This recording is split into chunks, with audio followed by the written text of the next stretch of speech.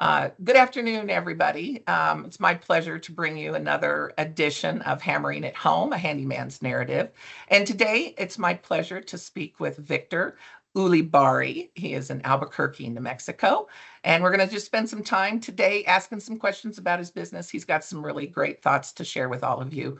And thank you for taking the time to listen to us today. Victor, go ahead and tell us a little bit about why you joined Ace Handyman Services and scope and breadth of your business today. Thanks, Lachelle. What's up, everybody? So I went live with Ace Handyman last year in 2023 here in Albuquerque, New Mexico. So I haven't had a whole lot of time with the business, but I've really enjoyed it so far. I love Ace. We're building a team out here. And it's just been really enjoyable. I love the model that's so scalable for me, and I felt like it was a really good fit for me after my service in the Air Force as an engineer and construction manager. Just a way for me to own my work pretty much and try to master my craft and make a little money. So I really appreciated the opportunity, and we're the first one in New Mexico. So yeah, it feels good to be building this business out here. How many craftsmen do you currently have? So we're all total, our team is about 10 deep, and I've got 2 in the office and 8 in the field. Wow. Which I feel is a good number. We can definitely grow. We definitely have room to grow on the team. All right. You spoke a little bit about, you're new into the business, but can you share a little bit about your journey thus far and some of the challenges you faced? So far, it's been pretty chill. As everyone has probably experienced, building the team up kind of feels like 2 steps forward, 1 step back from time to time. It really hasn't been that hard, to be honest.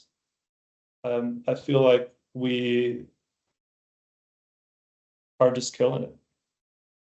That's great. It's been pretty easy, and the team that we've built here is up for any challenge. Good.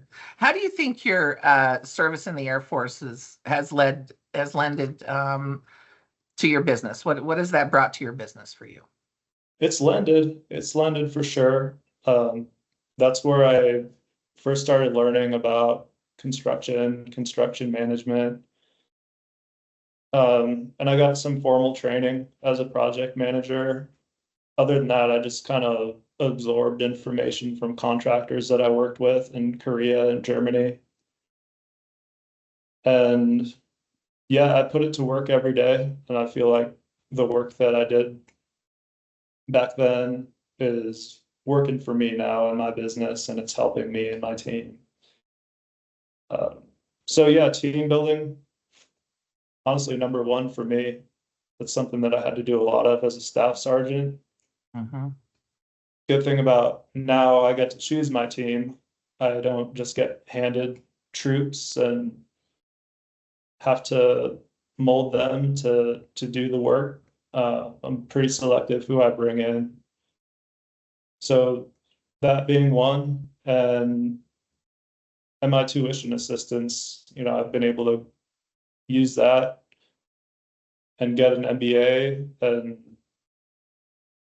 I got help with getting my general contractor's license as well, just from keeping all the receipts from the projects I was on back in Germany. That helped me get my license. So it just helped me get ammo, really, just to do damage out here. Yeah, to bring it forward in the Albuquerque market. So when you think about leading when you're in the Air Force and leading a team now, I know this is not one of the pre-selected questions, but what's the pivot? What was the pivot you had to make as a leader? What's the big difference for you? So for me, getting out versus starting my own business, it wasn't, I wasn't ready when I got out. So I kind of had some gaps to fill in. as a professional. So what I did when I got out, I just found a job as a commercial project manager. And it sucked because I knew I wanted to start my own business and I knew I wasn't ready. So I had to just kind of like keep myself in check and try to learn on the job. And then when I was ready, Ace was here still, and I'm thankful for the opportunity. Awesome. In what ways do you think sharing your experiences, both success and struggles, can benefit others in the franchise community? I don't know if it will, honestly. It's cool to chat about. Maybe we can have a laugh about it. I don't know if it helps anybody else. I'm sure I'm not the only one going through what I go through. I'm also always down to hear other people's stories. So if they've got something that they've learned the hard way, those are the best kinds of stories. I love those. But yeah, I don't know if me sharing will help, but if it does, cool. If not, too bad. I'm just doing my thing. I don't really promote myself as a teacher yet. I'm still a student for sure. Yeah. You're a lifelong student, sounds like to me. You're Yeah, I always think willing. I always will be. Yeah. Yeah. How do you manage the financial pressures or the constraints during the early stages of your franchise ownership? How are you handling that and managing that? I just made sure I was ready. I made sure I was well funded from day one. Yeah. So I didn't feel it too badly. Hmm. I've been saving my whole life. I live within my means pretty well, sometimes below my means. Not fancy. I still drink cheap beer, and uh, my one flex, I guess, was my truck, but I like my truck. What do you want? Yeah. Uh, so yeah, it wasn't too bad. It was not that bad. Um, yeah, we're solid Well, financially. yeah, I We're think about we're about to, well, I'll say you can sell your way out of anything. If it was hard, then we would be fine still, just because we've been able to get the revenue pretty quick. mhm. We haven't even had a full calendar year under our belt, and we're about to hit that first million, so I'm pretty excited about that. Yeah. Yeah. What strategies did you employ to build and retain the team that you currently have amongst the competitive job market that's out there for especially So in our space? yeah, these days I'm recruiting every day. I I use love to career. hear that. I love it. Yep, you bet. Career plug. I'm on there pretty much every day, reaching out to applicants, and I look for people that have grit and resilience, and they want to grow, they want to learn, they're humble, they're skilled, they've got people that can attest to that. So I've put the time in, I would say, and then once we get someone in the door that's good, I do everything to retain them. We've got a great hourly rate for people. We've got dental, vision, and 401k with matching, and we beat our competitors, I think, in the recruiting process.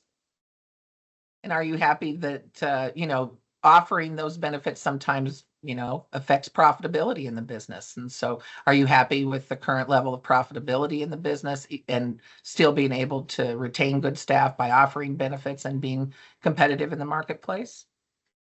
Heck yeah, yeah, I'm pretty happy. Uh, and my employees are pretty happy too.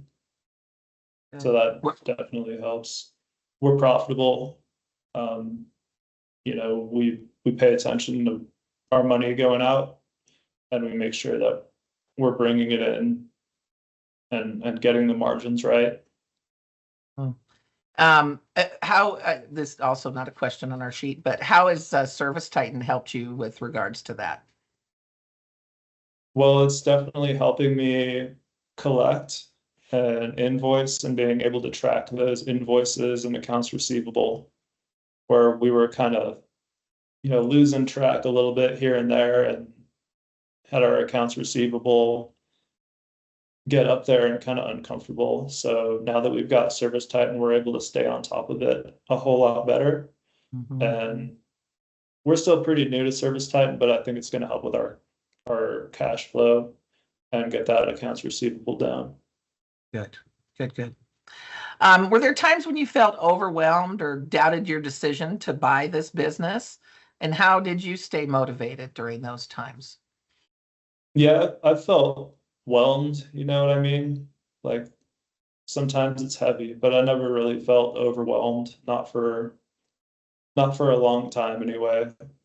And when I did, I was like, oh, maybe I will sell this business, But then when I start thinking like that, I just tell myself, well, if I'm going to do that, then I still have to make this business something that's worth selling. So either way, I'm about to do some work. So I just dig in, and usually the feeling passes pretty quick. So it's all good.